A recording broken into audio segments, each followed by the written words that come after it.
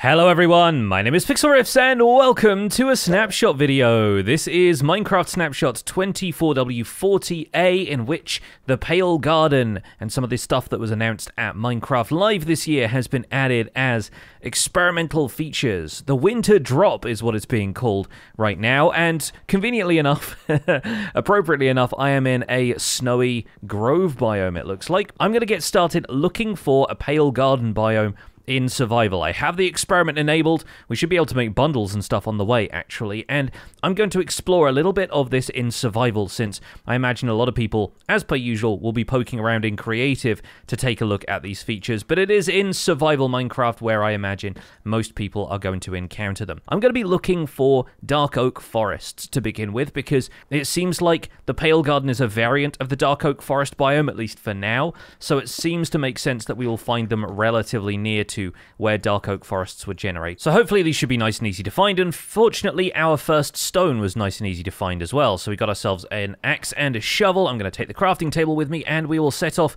towards somewhere a little bit warmer, and somewhere I can hopefully get some food as well. There we go, we got some cows, we can get some leather from those. Hopefully we'll be able to use the bundle a little bit on this journey. I'm going to grab the leather and maybe find some string. I imagine we'll probably hit our first night before we find a Pale Garden, unless there is one just around the corner. But it's probably a good idea to start by getting up high and taking a look around the landscape, then probably gathering a little bit more wood for what I expect is going to be a longer trek. Yeah, looks like we have rolling plains biomes over there to the east and to the north. It looks like more temperate forests over there to the south, so I think we'll head in that direction. We'll grab some wood along the way, and I'll talk a little bit about where I've been. Because as people have noticed for the last little while, this channel has been relatively quiet. And that wasn't really a planned thing. It's just when I came back from the United States, I was getting back into the groove of things. Mythical Sausage had just started the Fantasy Minecraft SMP, which was planned to be a stream-only thing. So I wanted to participate in that. I've been streaming it a bunch on Twitch, still pretty regularly. I've been playing a lot of modded Minecraft over there, and for whatever reason, I can't stick to doing multiple SMP projects and single-player worlds at the same time. It just never seems to work for me. And you've seen this happen in the past with the Minecraft Survival Guide. I honestly expected that modded Minecraft was going to feel different enough that I could keep Survival Guide and the other projects going around the same time. And unfortunately, it just didn't work out that way, and I don't really know why. I'll be honest, I've also just been enjoying summer because it's been quite warm in the UK for patches of summer, and I've wanted to go swimming and spend a bit more time outdoors, do some stuff in the garden, and for whatever reason, yeah, things on YouTube just took a bit of a backseat for a while. That is not something I really intended to happen. It's just sort of what happened. And from now on, we should start to see, as the nights draw in, the weather gets a little bit colder and wetter here in the UK. I'm probably going to be back in my office a little bit more frequently doing what I do. Is this big salmon? Are there different sizes of salmon here? Oh, this is my first time really seeing this. That's not something that's specific to this update. I think it happened a few updates ago, but it's really my first time seeing it, so I'm going to call that stuff out when I do. Anyway, nice open waterways around here, but it looks like we get back into cold biome territory if we go over there. So I think I'll cross the ocean and see if I can find some more temperate biomes on the other side of this large open sea. I'll stop off at this nether portal to see if it's got anything useful for me. Maybe a golden apple or two in here. Let's see. Oh, no, lots of iron, though. That might actually be kind of useful. Let's see if we can turn that into at least 3 iron ingots. Perfect. That's going to be our first iron pickaxe. I don't see myself needing the rest of the nuggets. We'll take the flint and steel with us, though. And even though there's some snowy mountains receding into the distance over there, looks like we've come across a regular forest biome, so I'm going to start my exploration from here. Yeah, looks like there's lots of large forested areas around here. Night beginning to fall. I'm going to set up camp real quick. I don't have everything I need for beds and whatnot yet, but at least I'm going to cook some of this food so that my hunger bar and the amount of fall damage I've taken is going to be dealt with swiftly. And maybe if a couple of spiders spawn around here, I'll try and make myself a bundle or two. Or alternatively, get myself a trident, I guess. There's a couple of spiders over there, but they're being guarded by a trident-throwing drowned. Let's see if we can get the drop on this guy. Oh, strafing around him is not proving the best strategy here. Let's get back on land quickly, and I'm a bit more maneuverable there than I am in the water. Oh, he came up to get me on land. Oh, we got our first drowned kill as well, and let's see if we can get the element of surprise. He's got some competition in the form of another zombie, but yeah, nope, the zombie killed him and didn't drop a trident. Unfortunate. Gosh, this place is a mess now. Well, my camp was under siege for a little bit there.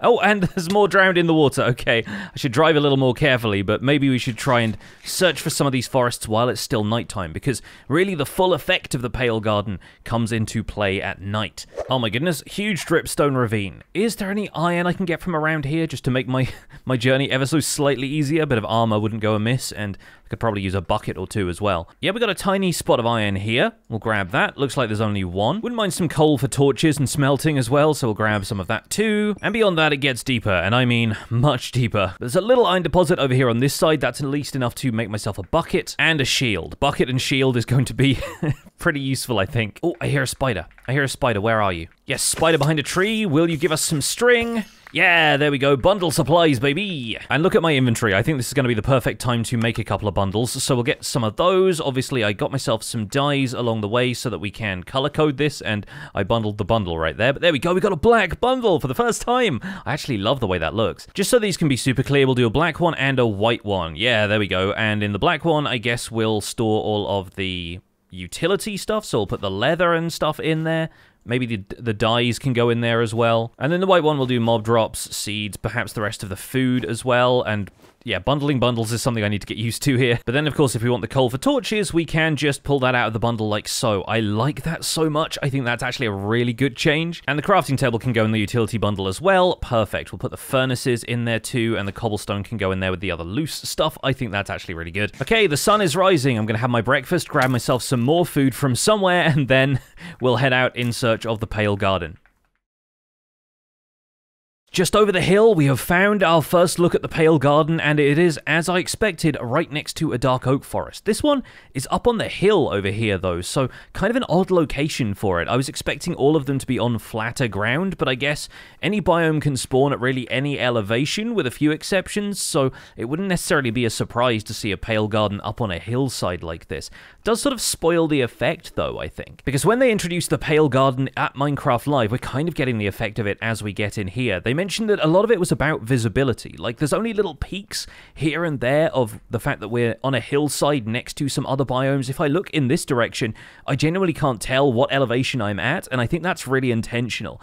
There's obviously a grayness to the sky, a grayness to the leaves and the wood and the ground around us, only really the edges of the dirt blocks providing any color. Not to mention that there are eerie noises, which are actually subtitled as eerie noises, as we shuffle our way around the biome, and the trees are this really interesting pale kind of brown, which is a nice complement, I think, to the new wood color. I'm going to grab a little bit of this as we go. I'm going to grab all of the blocks, actually, because, of course, pale oak is something we want to take a closer look at in this video. We also got some of the hanging moss, which, yeah, right now you can just collect without shears. You can grab it with any tool, punch it with your hands if you need to. The same, I would assume, goes for the carpet and the blocks down here as well, and these are pale moss blocks and pale moss carpet. So the hanging moss is specifically called pale hanging moss, but I wasn't sure what these moss blocks were called because they seem a little bit different to the bright green moss blocks that we'd get everywhere else. This isn't just a biome tint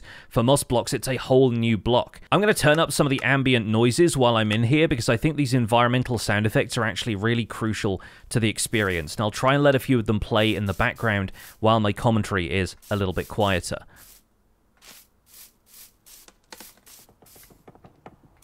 The thing I'm curious about is whether those come from the Creaking Heart blocks that we know are nestled inside these trees, or if it's just from the biome itself, if these eerie noises are kind of like cave ambience, where they just show up in the background every so often. But right now, the trees are kind of this version of dark oak trees. I think they're meant to be a little bit thicker so that they can conceal the Creaking Heart blocks a little more easily, but I would personally love if there was a little bit more variation between these and dark oak, even though they're meant to be an oak variant, of course. This is pale oak, where dark oak and oak wood are already established in the game, but I would love there to be a single wide variant of this tree so that we could grow them from a single sapling instead of doing the dark oak dance of having to get 4 saplings every time you want to regrow one of these. But I would still love there to be a 2x2 variant as well, because these are so much easier to gather larger amounts. And oh, there we go, we saw the Creaking Heart there just for a second illuminated, because as we know, if it's sandwiched between 2 logs, it activates, and that's what allows it to spawn the Creaking, the new mob that's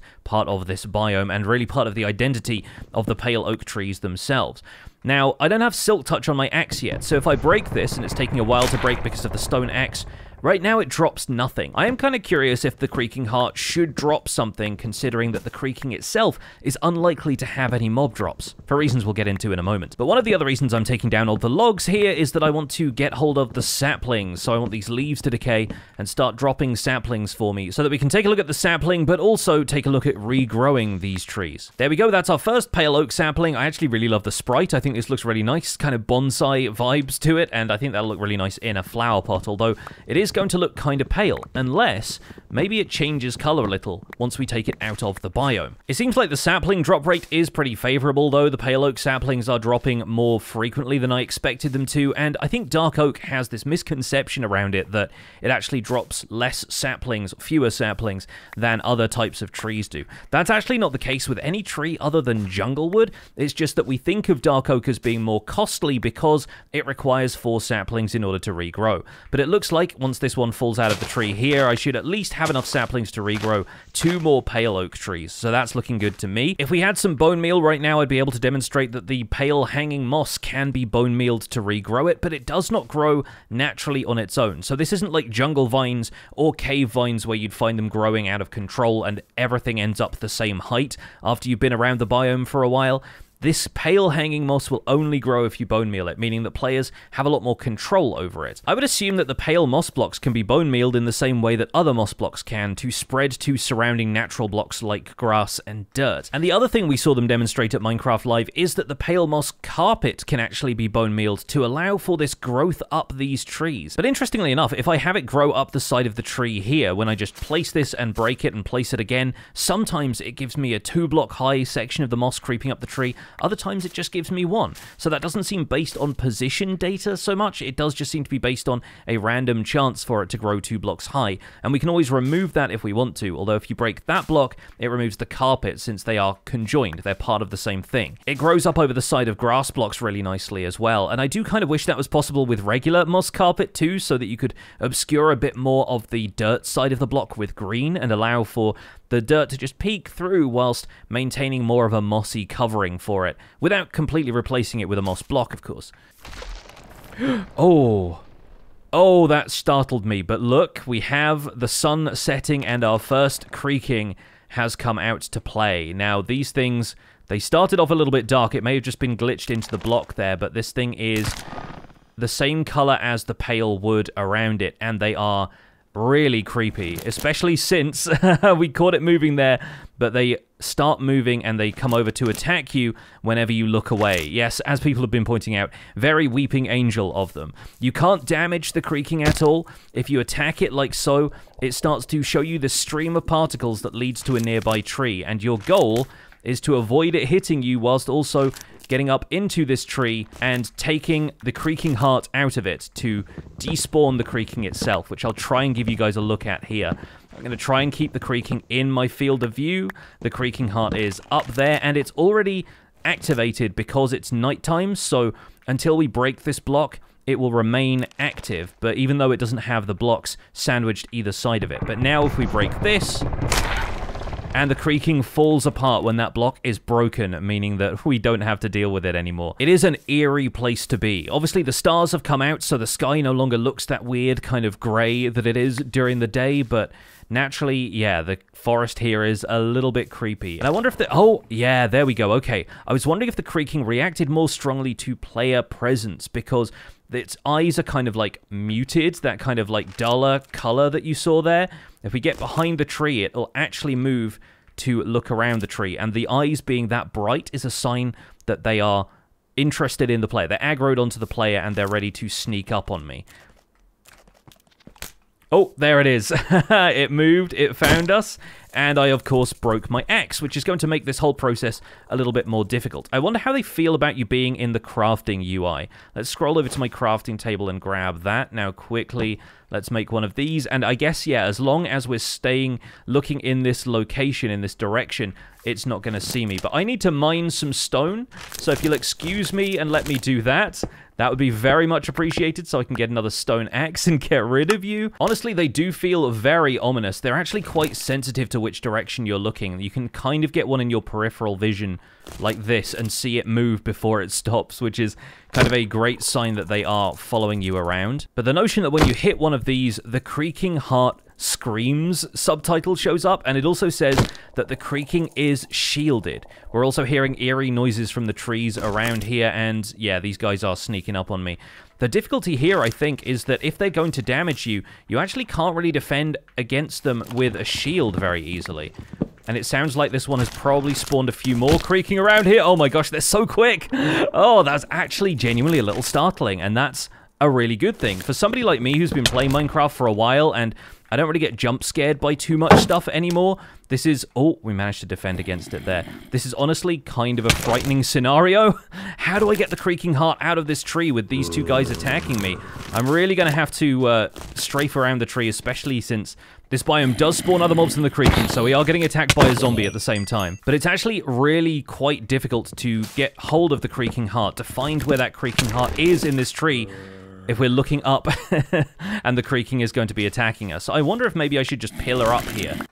Yep, there we go. I got absolutely slammed by the creaking there. That was really unfortunate. Should maybe have stopped to make a little bit of armor, but that's the difficult thing, right? I'm so used to shields being something you can use to block incoming damage now, but since they don't damage you until you're not looking at them, it's really difficult to block any incoming damage, which is going to make it really difficult for people playing hardcore or, you know, half-hearted hardcore challenges. Being around this biome at night is going to be its own sort of challenge, very different to the challenges presented by exploring other biomes. Fortunately, that Pale Garden was not very far away, so I'm going to get back to it as quickly as I can, and hopefully we'll be able to recover all of the stuff that I dropped over there.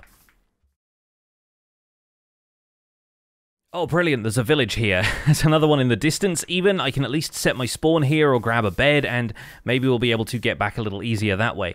Okay, here's the Dripstone Canyon. I've got a bunch of bread from that village, so I've been able to snack my way over here, and I'm fairly certain I'm on the trail of the Pale Garden, so we should be back there in no time. I'm going to grab some of these pumpkins on the way, actually, because there's actually a fun interaction between the creaking and pumpkins. Or rather, a player wearing a pumpkin anyway, so as long as I can get some shears together, we'll give it a try. But yep, here is the boundary of that Pale Garden biome, and watch the sky transition here from that lovely pale blue that we're used to into a much paler and grayer kind of color, and it actually works really well as a transition. You sort of don't notice it if you're not paying attention, and suddenly the world around us becomes this frightful gray color. Well, yep, in the light of day, it's nice and easy to see where I died, and of course, the creaking has despawned, because the Creaking Heart only produces them at night. Either way, we got our stuff back, and now I have a couple of bones from some skeletons that evaporated in the daytime, so now maybe we can take a look at some of the bone meal mechanics for these new blocks. First of all, though, I'm going to bundle some of this junk, because I have a ton of it in my inventory, and I don't need too much of it right this second, so we'll keep the stuff that we want. Let's look at the pale oak saplings, the pale moss carpet, the pale hanging moss, and then all of the rest of these blocks. I think we don't need to worry too much about the wool now that I've got a bed with me. We've got a duplicate set of stone tools at this point. I think we can probably chuck the rest of that stuff out and just grab the shovel. Okay, great. So let's start with the pale moss block. Let's see if we can bone meal this to spread it to the surrounding landscape, and of course we can. It spreads in much the same way that regular moss does, and I think that's going to be a really interesting landscaping block. Imagine that as a gradient between grass and moss, from that to something like stone. The pale hanging moss up here we can bone meal, and it just simply grows one stage, which is actually really nice. Now let's take a look at the pale moss carpet, because yes, that you can see grows up the side of a tree, and I'm fairly certain the moss growth will stop after 2 blocks. It won't go any taller than that, but I haven't tested that out yet. I assume you can also compost this stuff as well, so I'm actually going to make a composter. Let's whip one of those up real fast. Let's see if we can compost some of the pale hanging moss I've already gathered. And I imagine this composts with roughly the same ratio that something like leaves does, where you're going to need a lot of it in order to produce 1 bone meal. But let's see if we can bone meal this anymore. You can still use a bone meal on it, but it doesn't grow anymore. That's also worth knowing. The sun is already setting because it took me a little while to get back here, so I'm actually going to sleep through this night. I don't want to have the creaking spawn around me right now. And it does seem like they do spawn right away when the sun goes down, which means that even though the player is in bed, it takes a little while for you to sleep. There is a possibility of a creaking sneaking up on you. I'm just not sure what your FOV is when you're in bed. Like, is it just looking at the stuff that's in front of you? Is a creaking going to be able to sneak up behind you and knock you out of bed? You might want to get to a safe place when you do that. It also seems like we can't climb the hanging moss. It's not like vines where they are stronger and climbable. I think the hanging moss is meant to be a bit more fragile, so it makes sense that we can't climb it from the ground level. Yeah, even this longer strand of it here where it basically reaches the ground, I don't seem to be able to jump up into it and haul myself up into the trees, so we're gonna have to find a different way of getting up here. Now, one thing I'm curious about is there a Creaking Heart inside of every one of these trees? Obviously, the Creaking are going to be bound by some sort of mob cap, otherwise the forest would be absolutely swarmed with them, but judging by this example, it doesn't look like there is a Creaking Heart block in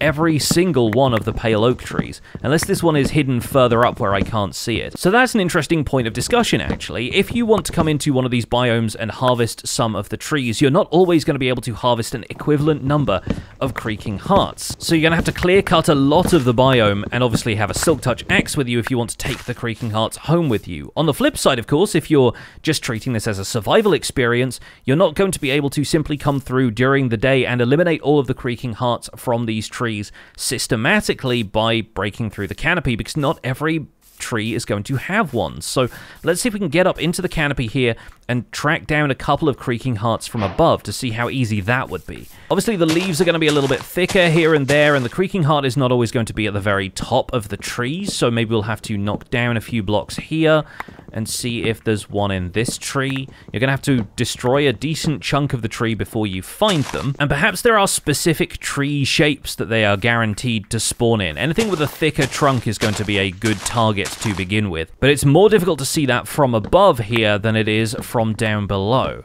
Let's take out a few more blocks of this one. I think once we've knocked down this set of blocks here, yeah, it doesn't seem like we're going to get a Creaking Heart out of this one either. Standing on top of the canopy of leaves here is the most surreal feeling, actually, because you can see how colorful the biomes are in the distance, and by contrast, the one you're standing in is incredibly pale. Let's try this tree here. It looks a little bit thicker, although I'm not entirely sure which way the branches go. There we go, we found one. I had to dig down into the center of the trunk, and it's one that's surrounded by all of these logs, but right there, that is a Creaking Heart. I have commands enabled in this world, so I am going to quickly give myself Silk Touch on this axe so that we can acquire the Creaking Heart block. And the axe should be able to break this and drop the Creaking Heart. There we go. Look at that. Oh, it's such a cool looking block. Honestly, I can see myself using this a lot more than I use the mechanic of the creaking themselves. But I'm going to pull up a few more of these moss blocks. We're going to take them out into another biome. We're going to grow a couple of the trees there and take a look at this tree type once you take it out of the biome and put it somewhere a little bit more green. Right here you can really see in stark contrast the dark oak forest next to the Pale Garden biome. It's really quite striking, and the biome blend between the two of these obviously goes from that grayish color that the grass around here has into the lush green of the dark oak forest. I think there is actually one regular moss block down there.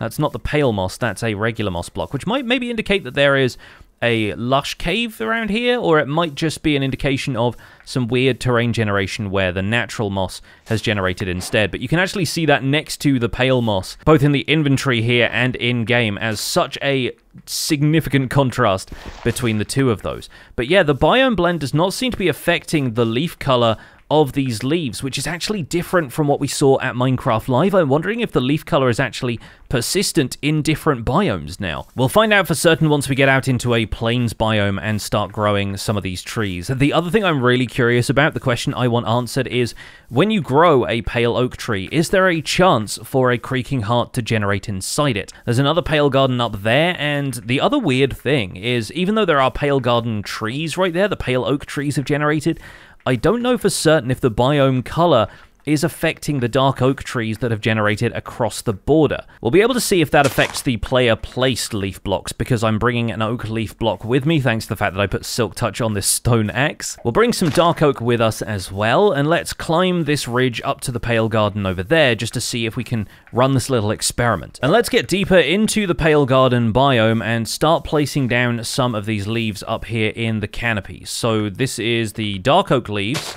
Yep, looks like they're affected, although they're not as heavily affected as the pale oak leaves are. So that's really interesting. There's actually still some green in there, and likewise the regular oak leaves. Okay, so they are affected by biome color. It's just that the transition between biomes here is kind of masking that. Let's actually grab a few leaves from this dark oak tree. Since the dark oaks are growing adjacent to the pale garden, let's see if we can take a look at the decrease in color, the decrease in saturation as it goes deeper in. We'll put the extra oak leaves on the end of that, where it looks like, yeah, that's the last modification to biome color, and you can see the contrast between this end and this end blending together with that gradient, which is honestly really pretty. Like, I quite like the decaying leaf effect that's going on here. It just doesn't seem to have applied as firmly to the trees around this, just because they're in the same biome area that they originated in. If we bring the pale hanging moss elsewhere, that's, again, staying with its original biome color. It's not something that is tinted by the biomes, so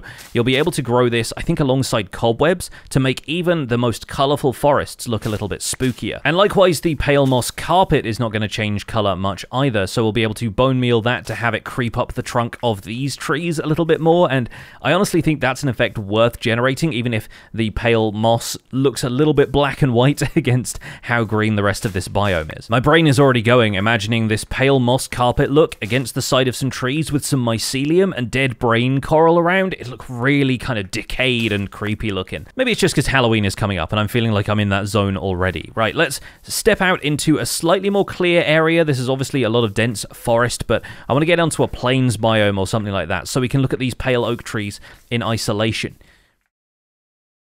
Here we go, nice plains biome transition into meadow. Perfect environment to test out some of these tree saplings. Now let's throw these down. I'm assuming we're going to have to grow them in a 2x2, but we'll put a single sapling there.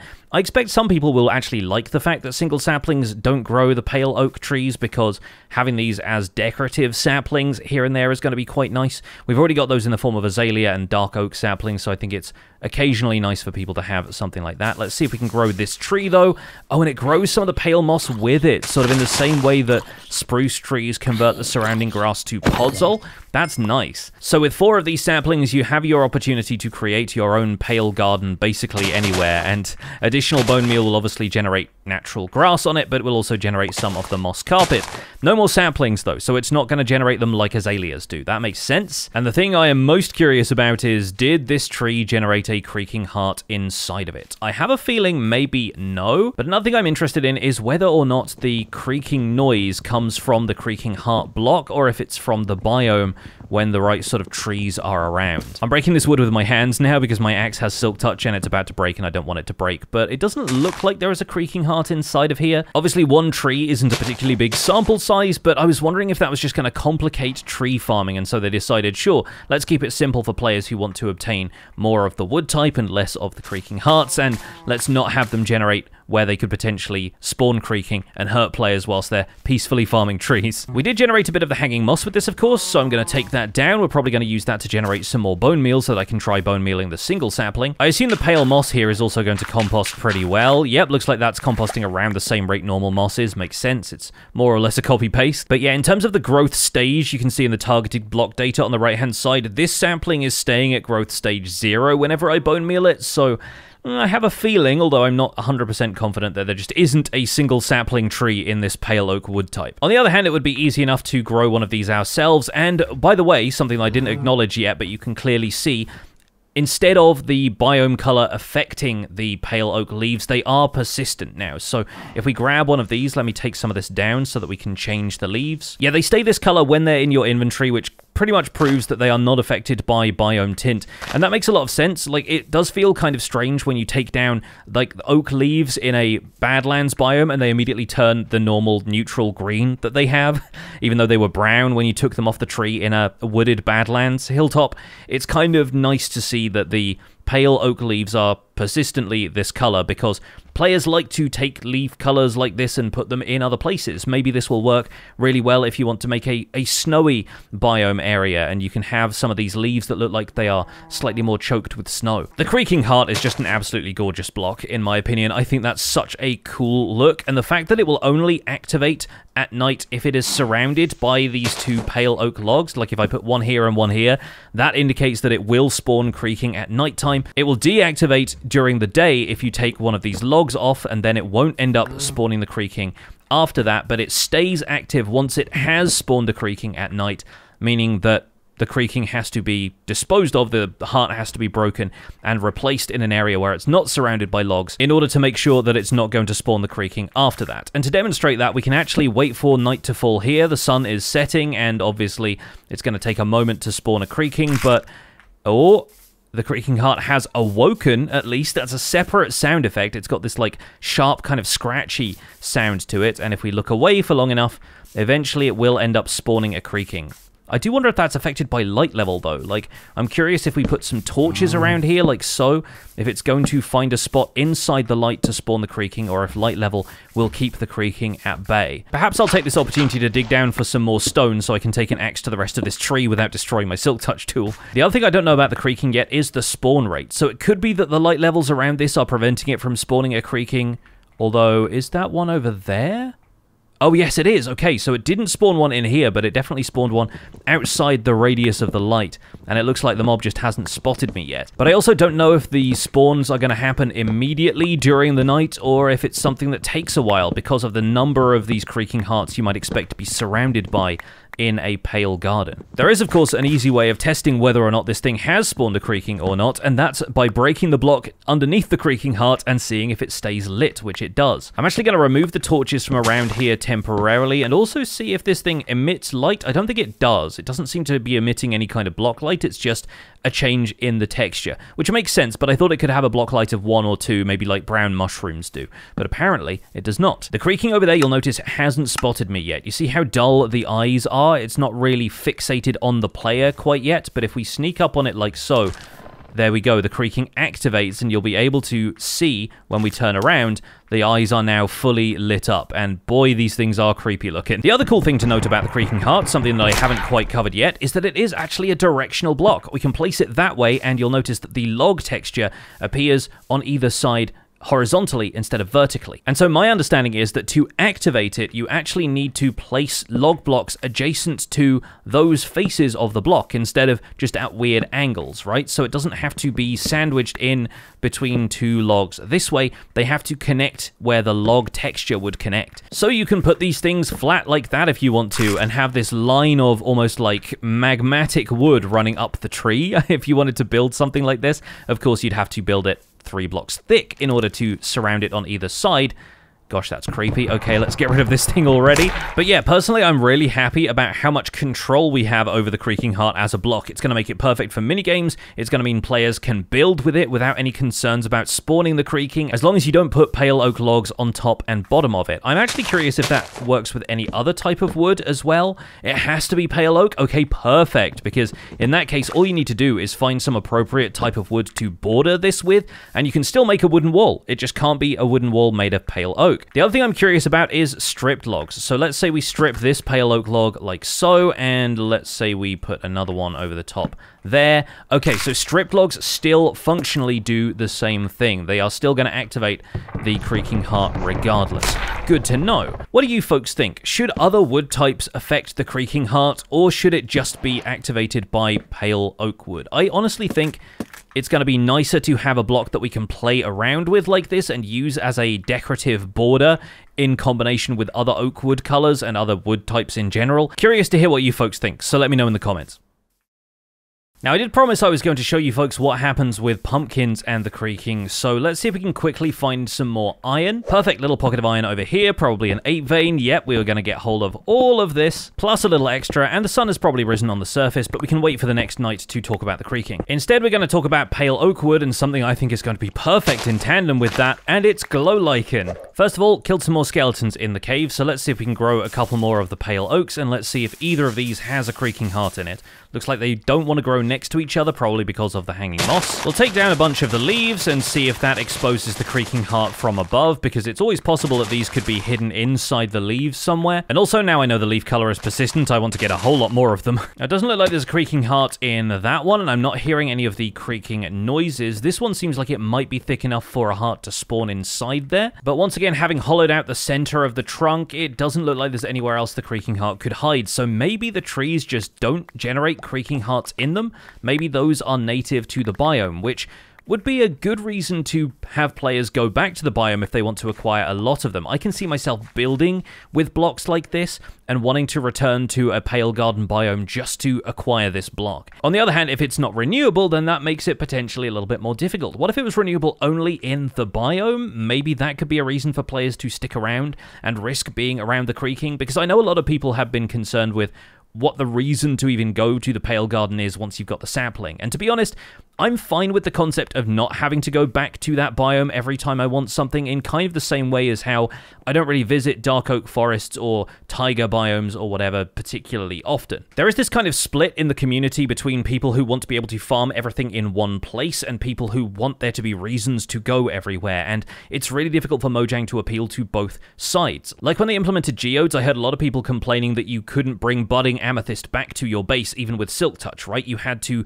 go and farm the geode at the geode, which means a lot of people didn't end up using amethyst who might have otherwise. But personally, I think going to the biome just to acquire a few different resources is already what we do in some biomes in Minecraft, so I don't know, that feels like enough gameplay to me. However, if we are able to farm the Creaking Heart block from the biome, but not necessarily farm them at home, that'll give me a reason to go back. Aside from that, I think the biome color is a really fun one for potentially spooky Halloween builds. You could obviously move that stuff out to other places, provided that this biome color, the tint of the leaves here, is something you can apply in other biomes, but I do think that going back there with the creepy grey sky and the surroundings and building kind of a dark castle or a ruin or a graveyard or something is going to appeal to a lot of people, especially around this time of year. Now, while I'm waiting for night to fall and a reason to have a carved pumpkin, let's look at the pale oak wood types. So obviously we've seen the logs, and I think the logs are a really interesting one. Like, if you combine this tree texture with different colors of leaves, you can make some really interesting custom trees. And I've heard a lot of builders, especially people who specialize in custom trees like BOO, talking about how bark texture in real life is actually kind of gray. Like, there's not as deep a brown in real life trees as there is in the Minecraft tree, because Minecraft has this sort of elevated cartoony art style to it a lot of the time. But the pale oak really provides a more realistic bark texture, which I think is really quite cool. Obviously, next to that, and you can't strip logs when you've got a shield anymore, which is kind of frustrating to me because I carry a shield all the time. But anyway, the stripped log texture a lot more resembles quartz to me, and obviously the pale oak log end is naturally going to be that kind of white color, so I can actually see people using this texture like horizontally with stripped texture on it as a chiseled quartz block, like a pillar quartz or something. Like a combination with that could be really interesting. Notice, however, that when you get up close and you take a look at this in context, it's got a little bit of pink going on in there. It's actually not a pure white. There's like a slight rosy tint to the rings of it. And I think the same is true of the planks. If you take a look at the planks on their own, there is this sort of like pinkish purple hue to them, which I think actually makes them a really nice match for cherry wood, potentially even a high contrast with crimson. There's not going to clash too heavily because there is some warmth to the texture itself. Obviously from there you have stairs, slabs, and so forth. The doors and trapdoors are some of the ones I want to really take a look at though, because honestly I think the pale oak door is really nice. Very heavily shaded. Like, I think the darker areas of the wood there are almost too dark. If anything, I feel like they could be lightened up ever so slightly. But I think as a modern farmhouse aesthetic, this kind of double door is really desirable, and I can see builders absolutely loving working with that, especially in tandem with some of the like pale white beams that we can make. And honestly, I think it fits together in really nice ways, even if it's not a double door. I think that looks really cool. I'll also very quickly make myself the trapdoor, because these are going to be worth playing around with as well. Like, this texture So cool. I think having a solid trapdoor is really nice. I think it's kind of similar to the birch trapdoor, but the panel in the center is not a different material. It's clearly made out of the same stuff. Just looks like the inset panels of the double door that we have here, like the regular door and trapdoor, have a bit of synergy to them, but they are fairly different. I think the only thing I've seen people complain about so far is the shading makes it look like this part is offset here and this part is offset to the left, so they're slightly 1 pixel off, but that's the case with 16 by 16 textures anywhere, and it's the only way that they can convey depth is by having a shadowy corner and a lighter corner. Okay, briefly we'll go back to the creaking, because now that I've got a carved pumpkin, I can actually show off one of the mechanics of the creaking that makes them a little bit different from the way some of the comparable mobs interact. So let's put some pale oak logs around the Creaking Heart like so. It's going to spawn a creaking somewhere behind us. Yep, over there. And the cool thing now is if I put the pumpkin on my head, I'm going to turn off the UI and turn off the HUD entirely so you can see this. Once the creaking realizes that the player is there, it will actually walk at you if you're wearing the pumpkin on your head because it doesn't know that you are looking at it. I think that's a really interesting decision. It makes the creaking kind of like a reverse Enderman in a lot of ways. Pumpkins, the universal mask. Am I looking at you right now? You don't know. That's the weird part about this whole thing. But yeah, pale oak wood, I personally think is an absolute win. I think it's great, but the natural environment of these trees is also something I think the player has a lot more control over than we understand. Like right now, obviously, we can do some more stuff with the hanging moss. We can make the pale hanging moss a little bit longer with bone meal, but I think, going back to what I was saying in the cave just now, glow lichen pairs really well with this stuff as well. It is surprisingly blue-green looking when you compare it to these much paler, more neutral, whiter colors, but I really think that lichen suits these biomes really well. I think it would be interesting, frankly, to see some glow lichen growing in the Pale Garden biome a little bit, and it might clue players into whether or not mobs could spawn around these trees. It might also limit the amount of mobs that spawn to distract from the experience of dealing with the creaking. If the creaking is one of the only things that spawns in the biome, but the biome isn't completely spawn-proof, it's just that there is a natural low light level everywhere, or at least around some of the trees, preventing things like creepers and zombies from sneaking up on you whilst you're dealing with the creaking. Otherwise, I think it has the potential, like we saw earlier in the video, to get a little overwhelming. The Creaking Heart, still one of my favorite blocks. Like, I think the fact that there is this jagged cut in the log texture and it kind of exposes the bark underneath is really cool. I think the fact that it lights up is really cool, and I do kind of wish that lighting up wasn't dependent on it being able to spawn the creaking, but maybe we can do something about that. Maybe some light in the surrounding area will prevent the creaking from spawning in a certain radius if the whole area is naturally mob spawn proof thanks to block light and torches, but it naturally has this kind of jack-o'-lantern feel to it when the Creaking Heart is lit up like that, and I think that's very cool, even if it does present some other potential problems. Pale oak leaves and pale moss are also a huge step forward in organics. I think this is honestly a really nice thing to have a little bit of variety in, and now that they have moss blocks and players understand how those work, having a variant of moss blocks that is a different color, doesn't produce the azaleas and everything, I think is also a really nice touch. I'm going to drop off a bunch of this stuff in a chest, and then I'm going to clear my inventory and go into creative mode so that we can take a closer look at how these blocks combine with some of the other ones that you might expect to pair them with. Let's take quartz, for example, right? Let's obviously compare stripped logs with smooth quartz and quartz pillar. If you take a look at how these interact, obviously the quartz is a lot smoother. There is a little bit of that rosy undertone to the quartz as well, so honestly I think having sideways logs alongside that,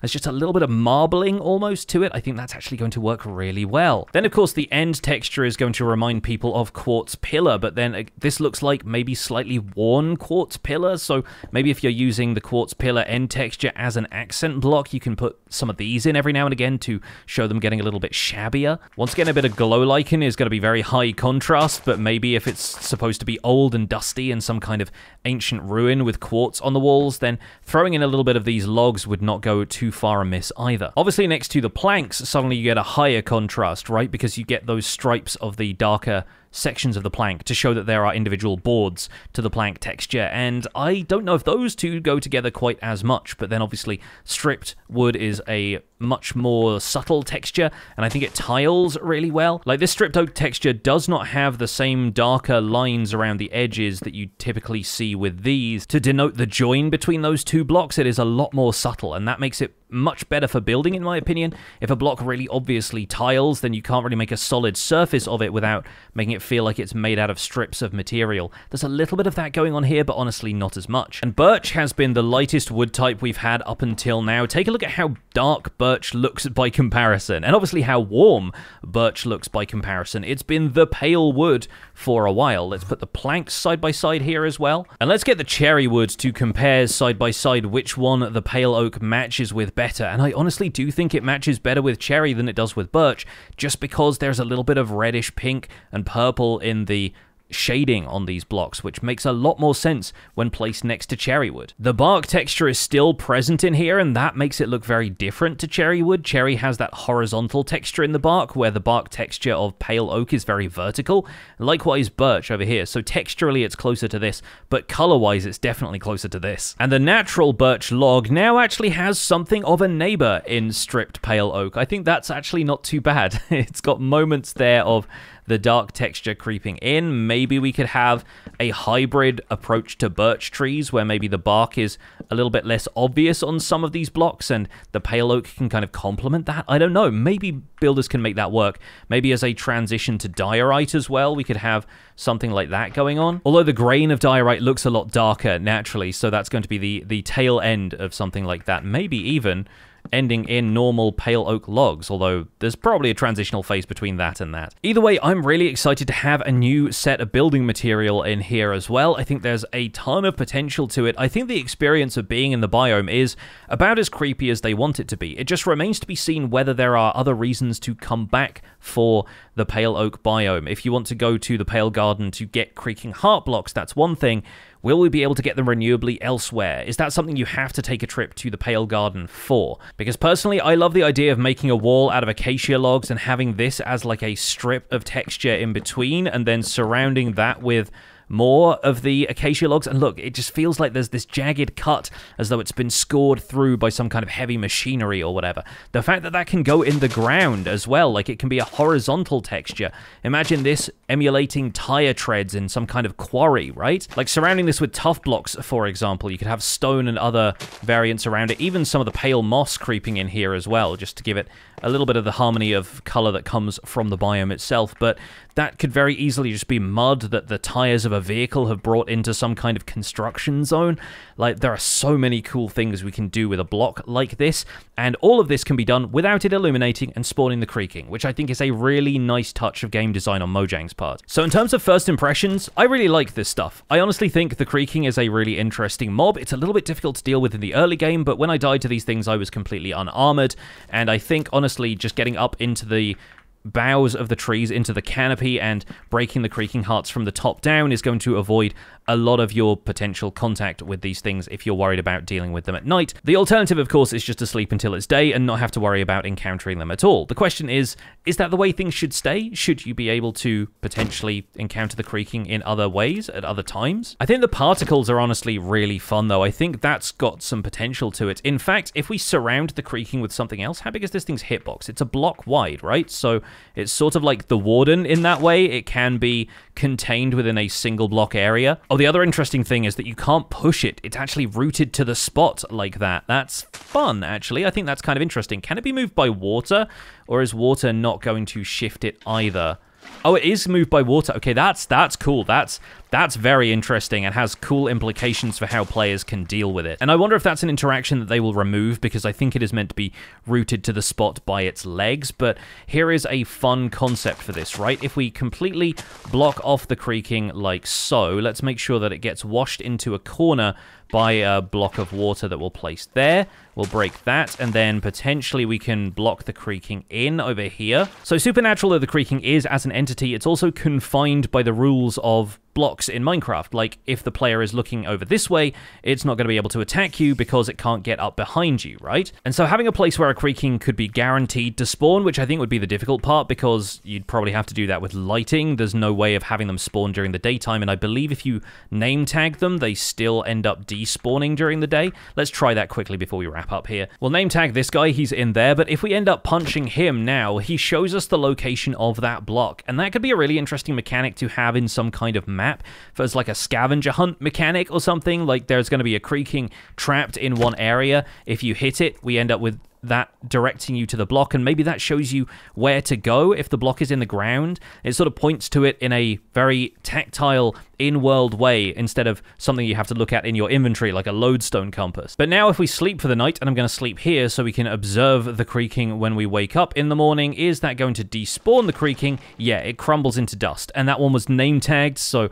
unfortunately it looks like the creaking cannot be made persistent at this time. I don't think that's a sunlight thing either if I just set the time to night again. Like for a start, there's no way that the creaking is going to respawn in the same place. It's definitely going to spawn somewhere else right now. And this one seems to have spawned over here next to some torches and some pumpkins, so I do need to do some more testing about whether or not these things are affected by light level or if they will just spawn wherever. But if I create a little temporary roof over the top of him like so, and then I set the time to day again, yeah, he does just fall apart. So it's not a direct sunlight thing, it's not zombies burning in the sun, it's a very different mechanic, and it's just dictated by the day-night cycle. Could be kind of interesting though, if it activates at night, you could end up with an observer detecting the block state change when it activates and can spawn creaking, although it says creaking is dormant right now, so it has a secondary block state where it is daytime, but the Creaking Heart is still active. And then if we go time set night again, then potentially, yeah, that changes to active.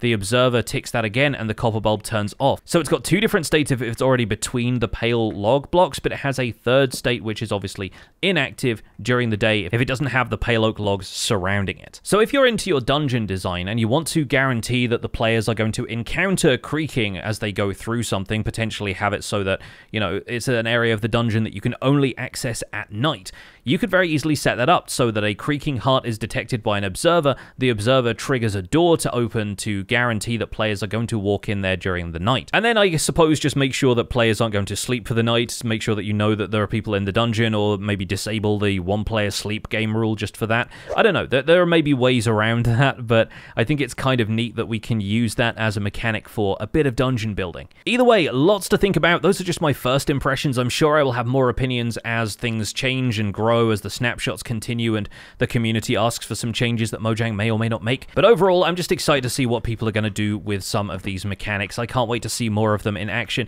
Folks, thank you so much for watching this video. It's been my first impressions on Snapshot 24W40A. Hope you enjoyed the video. Survival Guide will be back really soon. I've got some great ideas that I'm working on, so I can't wait to share some of those with you. In the meantime, thank you so much for watching. Leave a like on this video if you enjoyed it. Subscribe if you want to see more, and I'll see you folks soon. Take care. Bye for now.